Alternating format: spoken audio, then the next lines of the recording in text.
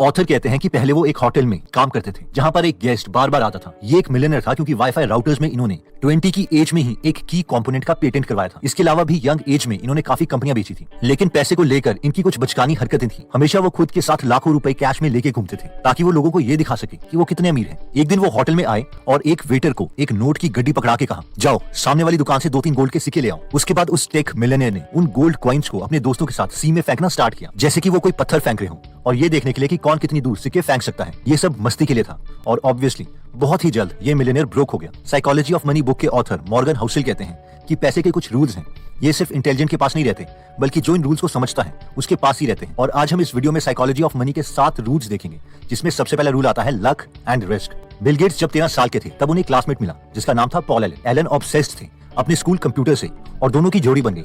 उस टाइम पर कंप्यूटर्स बहुत नए थे और हर किसी स्कूल के पास कंप्यूटर्स नहीं होते थे, लेकिन लेकसाइड स्कूल एक ऐसी जगह थी जिन्होंने उस वक्त कंप्यूटर्स में इन्वेस्ट किया था। अगर एग्जैक्ट कैलकुलेशंस की बात करें तो 1968 में 303 मिलियन बच्चे थे जिनकी एज हाई स्कूल में जाने लायक थी। इनमें से 18 मिलियन बच्चे यूनाइटेड स्टेट्स में रहते थे, जिसमें से 2,70,000 बच्चे वॉशिंगटन स्टेट में थे, 1 लाख सियाटल एरिया में थे और सिर्फ 300 बच्चे लेकसाइड स्कूल में पढ़ाई कर रहे थे। यानी 1968 में 303 मिलियन में से सिर्फ 300 बच्चों के पास अपॉर्चुनिटी थी कि वो कंप्यूटर्स पर काम कर सके, यानी 1 in a million अपॉर्चुनिटी। और उन 300 बच्चों में से बिल गेट्स एक बच्चे थे। बिल गेट्स ने खुद माना था कि अगर लेकसाइड नहीं होता तो माइक्रोसॉफ्ट नहीं बन पाता। लेकिन क्या आपको केंट इवेंस की स्टोरी के बारे में पता है? केंट भी उन 300 बच्चों में से एक थे जो लेकसाइड स्कूल में बिल गेट्स के साथ पढ़ाई कर रहे थे। बिल गेट्स और केंट 8th स्टैंडर्ड में एक बहुत अच्छे फ्रेंड्स बन गए थे और बिल के अकॉर्डिंग केंट मैथ्स में एक्स्ट्रा ऑर्डिनरी थे। एक बार लेकसाइड स्कूल में प्रॉब्लम आ रही थी कि स्कूल में बच्चे जो क्लास अपनी मर्जी की अटेंड करना चाहते हैं उसे कर सके, लेकिन इसे मैनुअली करना बहुत ज्यादा कॉम्प्लेक्स पड़ रहा था। स्कूल ने केंट और बिल गेट्स को इसका प्रोग्राम डिजाइन करने के लिए कहा और दोनों ने मिलकर इस प्रोग्राम को आसानी से बना दिया। बिल गेट्स और केंट इवेंस कंप्यूटर के फ्यूचर को लेके घंटों तक फोन पर बात करते रहते थे। बिल गेट्स कहते हैं, मुझे केंट का फोन नंबर अभी तक याद है, लेकिन इसके बावजूद हमें केंट का नाम अभी तक नहीं पता। एक्चुअल में हुआ यह था कि माउंटेनियरिंग करते वक्त केंट की डेथ हो गई थी। 1 मिलियन में एक ही इंसान माउंटेनियरिंग से मरता है और अनफॉर्चुनेटली वो केंट थे। इन शॉर्ट दोनों बिल गेट्स और केंट के लिए लक ने काम किया था, लेकिन ऑपोजिट डायरेक्शन में। तो पॉइंट ये है कि कई बार कई फोर्सेस जो हमारे कंट्रोल में नहीं होती वो हमारे लिए काम करती हैं, अच्छा या बुरा, लेकिन हमें उस पर ज्यादा फोकस नहीं करना है जिसे हम कंट्रोल नहीं कर सकते, बल्कि उस पर फोकस करना है जिसे हम कंट्रोल कर सकते हैं। नेक्स्ट पॉइंट आता है नेवर इनफ। रजत गुप्ता कोलकाता में पैदा हुए थे, लेकिन जो उन्होंने अपनी लाइफ में अचीव किया वो फिनोमिनल था। अपने 40s में मैकेंजी में वो सीईओ बन गए, जो कि एक वर्ल्ड फेमस कंसल्टिंग फर्म है। बिल गेट्स के साथ उन्होंने फिलैंथ्रोपिक काम भी किया। 2008 में गुप्ता की नेट वर्थ $100 मिलियन थी। ये इतना पैसा है कि अगर इसे हम बैंक में डाल दें और हमें 5% इंटरेस्ट रेट मिलता है तो हर घंटे हमें 43,000 रुपीस मिलते रहेंगे, और वो भी 24 घंटे इंटू 365 दिन। बट रजत गुप्ता बिलियनियर बनना चाहते थे। 2008 में गोल्डमैन सैक्स में फाइनेंशियल क्राइसिस आ गए थे, जो कि एक यूएस का इन्वेस्टमेंट बैंक है। वॉरेन बफेट ने इसमें $5 बिलियन इन्वेस्ट करने का सोचा ताकि इसकी सिचुएशन ठीक की जा सके। सबको पता था कि अगर वॉरेन बफेट इस बैंक में बैकिंग देते हैं तो इसके शेयर प्राइस बढ़ेंगे ही बढ़ेंगे। अब क्योंकि रजत गुप्ता गोल्डमैन सैक्स के बोर्ड मेंबर थे तो उन्हें इस इन्फॉर्मेशन का पहले से पता था।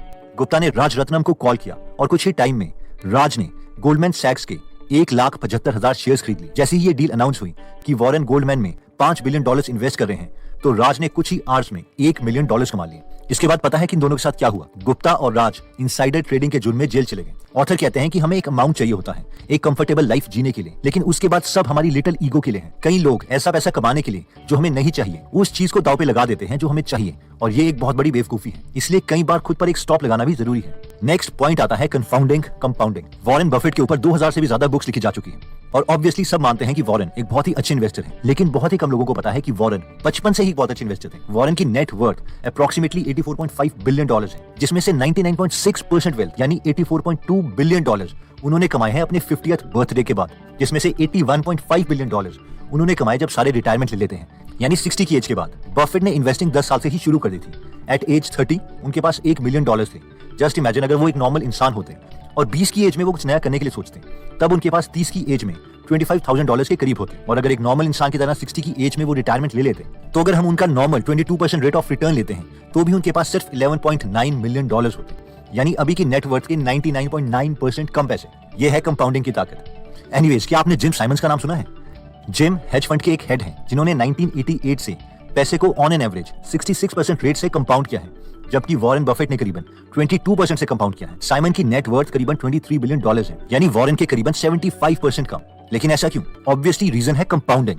साइमंस ने इन्वेस्टमेंट स्टार्ट करी थी 50 की उम्र में, लेकिन वॉरेन ने 10 की उम्र में। इसलिए उनके पास वॉरेन से आधा समय था अपने पैसों को कंपाउंड करने के लिए। अगर वॉरेन की तरह जिम साइमंस को 70 साल मिल जाते पैसा कंपाउंड करने के लिए और उनके पैसे 66% के रेट से कंपाउंड होते रहते, तो उनकी आज net worth 63 Quintillion, 900 quadrillion, 71 trillion, 780 billion, 748 million and $160,000 होती। कोई बात नहीं, डरना मत। अगर हम भी अपने पैसे को कंपाउंड करना चाहते हैं तो इसका एक मेथड ऑब्वियसली है इन्वेस्टिंग, जिसमें हम प्रॉफिटेबल स्टेबल कंपनी के शेयर्स को लेके लंबे समय तक होल्ड कर सकते ताकि वो कंपाउंड कर सके। इन्वेस्टमेंट के लिए काफी प्लेटफॉर्म्स अवेलेबल है, जिनमें से लिंक हम डिस्क्रिप्शन में दे देंगे। नेक्स्ट आता है फ्रीडम।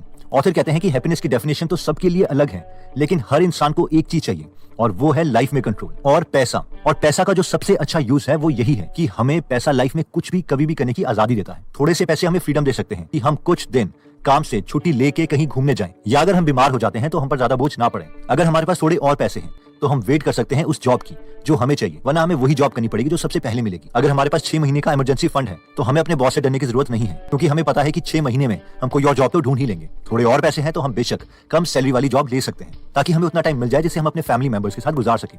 इन शॉर्ट, पैसे से हम अपना कुछ टाइम फ्री कर सकते हैं और यही पैसे अचीव करने का गोल होना चाहिए कि हमें कंफर्टेबल लाइफ चाहिए और लाइफ में कंट्रोल चाहिए, ना कि हमें शो ऑफ करके लोगों को दिखाना है कि लाइफ में हमने कुछ बड़ा अचीव किया है। नेक्स्ट पॉइंट कहता है man in the car paradox.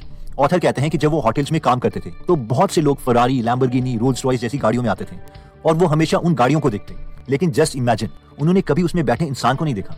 लेकिन हम सोचते हैं कि जब हम कार खरीदेंगे तो लोग हमें देखेंगे, ना कि कार को। होता यह है कि हमें लगता है कि हम सोचते हैं कि नई कार, नए कपड़े, कॉस्टली घड़ी खरीदने से हम लोगों को ये प्रूव कर देंगे कि हम अमीर हैं, हम लाइफ में सक्सेसफुल हो गए हैं। लेकिन टू बी ऑनेस्ट, जैसे कि हमें फर्क नहीं पड़ता दूसरों के पैसों से, बस हमें लगता है कि हमें भी उतने ही पैसे कमाने हैं, उसी तरह दूसरों को भी फर्क नहीं पड़ता हमारे गैजेट से। इसलिए ऑथर का बेटा जैसे ही पैदा हुआ उन्होंने उसके फ्यूचर के लिए लेटर लिखा, जिसमें लिखा था, तुम्हें लगेगा कि तुम्हें वो एक्सपेंसिव घर या कार चाहिए, लेकिन ट्रस्ट मी, तुम्हें नहीं चाहिए, बल्कि तुम्हें बाकी लोगों से रिस्पेक्ट और एडमायरेशन चाहिए। नेक्स्ट पॉइंट कहता है सेव मनी। मान लीजिए कि इस वक्त हम दोनों की सेम नेटवर्थ है और आप मुझसे बेटर इन्वेस्टर हो। मैं 8% एनुअल रिटर्न ले सकता हूं और आप 12%। लेकिन मान लीजिए कि मैं पैसों को थोड़ा बेटर मैनेज कर सकता हूं और मुझे खुश होने के लिए बहुत ही कम पैसे चाहिए, लेकिन आपको जैसे जैसे आपके एसेट्स बढ़ते हैं आपका खर्चा भी उतनी तेजी से बढ़ता रहता है, लेकिन फिर भी मेरे पास ज्यादा वेल्थ होगी। बेशक आप एक अच्छे इन्वेस्टर हो। क्यों? क्योंकि वेल्थ में इन्वेस्टमेंट से भी ज्यादा सेविंग का एक बहुत बड़ा रोल होता है। ऑथर कहते हैं कि सेविंग तब होती है जब हम ये समझें कि हाँ, हमें एक सर्टेन लेवल ऑफ इनकम तो चाहिए ही एक कंफर्टेबल लाइफ जीने के लिए, लेकिन उसके बाद वाली सारी इनकम हमारी ईगो के लिए है। नेक्स्ट पॉइंट कहता है कि wealth is the money that you do not see. Author हमेशा होटल में एक आदमी को देखते थे जो अपनी पॉर्श गाड़ी में एक्सपेंसिव कपड़े पहन के आता था। सब लोग उसे काफी अमीर और स्मार्ट समझते थे, लेकिन एक दिन वो पुरानी होंडा में आया तो ऑथर ने उससे पूछा, तुम्हारी पॉर्श गाड़ी कहाँ गई? तो इस पर उस इंसान ने बिना शर्म के कहा, मैंने 70 लाख का लोन लिया था कार के लिए जो डिफॉल्ट हो गया है और कंपनी वाले उस कार को ले गए। इस पर ऑथर कहते हैं कि जब भी हम किसी को 70 लाख की कार चलाते हुए देखते हैं तो हमें इससे ये नहीं पता चलता कि उनके पास 70 लाख रुपए हैं, बल्कि ये पता चलता है कि जितने पैसे उनके पास पहले थे अब उसमें से 70 लाख रुपए कम हो गए हैं या फिर 70 लाख का लोन ले लिया है। हमें से जब कोई बोलता है कि हमें मिलियनेयर बनना है तो इससे उन लोगों का मतलब ये नहीं है कि वो $1 मिलियन यानी 7 करोड़ रुपए चाहते हैं, बल्कि वो 7 करोड़ रुपए खर्च करना चाहते हैं। जबकि वेल्थ वो कार्स हैं जो हमने कभी खरीदी नहीं, वो बंगलो है जो हमने कभी खरीदा नहीं, वो वॉचेज है जो हमने कभी पहनी नहीं। ऑथर कहते हैं कि रियल वेल्थ जो है वो छुपी रहती है, इसलिए हमें वेल्थ पर ध्यान देना चाहिए, ना कि शो ऑफ पर। तो दोस्तों, इस वीडियो में हमने टोटल 7 पॉइंट्स देखे थे, जिसमें पहला था लक एंड रिस्क। इस पॉइंट में हमने देखा था कि कई बार कई फैक्टर्स होते हैं जो हमारे कंट्रोल में नहीं होते, लेकिन इसके बावजूद हमें उन पर फोकस करना चाहिए जो हमारे कंट्रोल में है। नेक्स्ट पॉइंट था नेवर इनफ। इस पॉइंट में हमने रजत गुप्ता की स्टोरी देखी थी कि कई बार इंसान के लिए $100 मिलियन यानी 700 करोड़ रुपए भी कम पड़ जाते हैं, इसलिए हमें पता होना चाहिए कि हमें कब अपनी ईगो पर स्टॉप लगाना है। नेक्स्ट पॉइंट हमने देखा था कंपाउंडिंग कंपाउंडिंग। इस पॉइंट में हमने देखा था कि जिम साइमंस की 66% रेट ऑफ एनुअल रिटर्न लेने के बावजूद वॉरेन बफेट से कम वेल्थ, और वो इसलिए है due to law of compounding. Warren Buffett ने इन्वेस्टिंग 10 साल से शुरू कर दी थी, जबकि जिम साइमंस ने इन्वेस्टिंग 50 साल में शुरू की थी, इसलिए जिम की नेटवर्थ वॉरेन बफेट से 75% कम है। नेक्स्ट पॉइंट है फ्रीडम। इस पॉइंट में हमने देखा था कि पैसे का बेस्ट यूज ये है कि ये हमें लाइफ में कंट्रोल और फ्रीडम देता है और हमें इसे इसी पर्सपेक्टिव से सोचना चाहिए। नेक्स्ट पॉइंट था man in the car paradox. इस पॉइंट में हमने देखा था कि जब हम सब एक दूसरे की कार देखते हैं या कोई महंगी चीज देखते हैं तो उस चीज के बारे में सोचते हैं, ना कि उस इंसान के बारे में। इसलिए जब हम भी कोई एक्सपेंसिव चीज खरीदेंगे तो लोग भी उस एक्सपेंसिव चीज के बारे में सोचेंगे, इसलिए इस पैराडॉक्स में हमें नहीं जीना चाहिए। नेक्स्ट पॉइंट था सेव मनी। इस पॉइंट में हमने देखा था कि इन्वेस्टमेंट के साथ साथ सेविंग का बहुत बड़ा रोल होता है, इसलिए शो ऑफ करने के बजाय हमें सेविंग पर ज्यादा ध्यान देना चाहिए। नेक्स्ट पॉइंट था wealth is the money that you do not see, जिसमें हमने देखा था कि वेल्थ वो नहीं है जो हम देखते हैं, बल्कि वो है जो हमारे पास सेव्ड रहती है। वो आइटम्स हैं जो हम दिखावे के लिए खरीदते नहीं है।